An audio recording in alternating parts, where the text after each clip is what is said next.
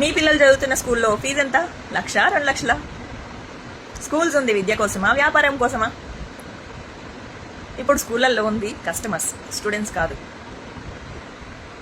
విద్యని అమ్ముతున్నారు. అయితే స్కూల్లో ఫీజులు ఏమో లక్షల్లో ఉంటున్నాయి, మరి అదే స్కూల్లో వర్క్ చేస్తున్న టీచర్ శాలరీ ఏమో 15,000 ఉంటుంది. మరి వాళ్ళ పిల్లలు ఎక్కడ చదివించుకోవాలి?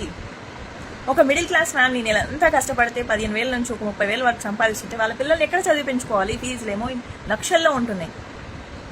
లక్షల్లో ఫీజులు తీసుకుంటూ జీరో నాలెడ్జ్ ఇస్తున్నారు. ఎందుకు మా పిల్లలకి చదువు రావట్లేదు, మార్క్స్ రావట్లేదు అని అడిగితే మీ పిల్లలకి తెలివి లేదు, మీరు అంత చదువుతలేరు అని ఆన్సర్లు ఇస్తూ ఉంటారు. మరి లక్షల్లో ఫీజులు తీసుకొని మరి మీరేం చేస్తున్నారు? ట్యూషన్ పంపించుకోండి అని ఫ్రీ అడ్వైజ్ ఇస్తూ ఉంటారు. లక్షల్లో ఫీజులు తీసుకొని మీరే ఏం నేర్పించినప్పుడు ట్యూషన్ టీచర్లు 1-2 గంటల్లో ఏం నేర్పిస్తారు?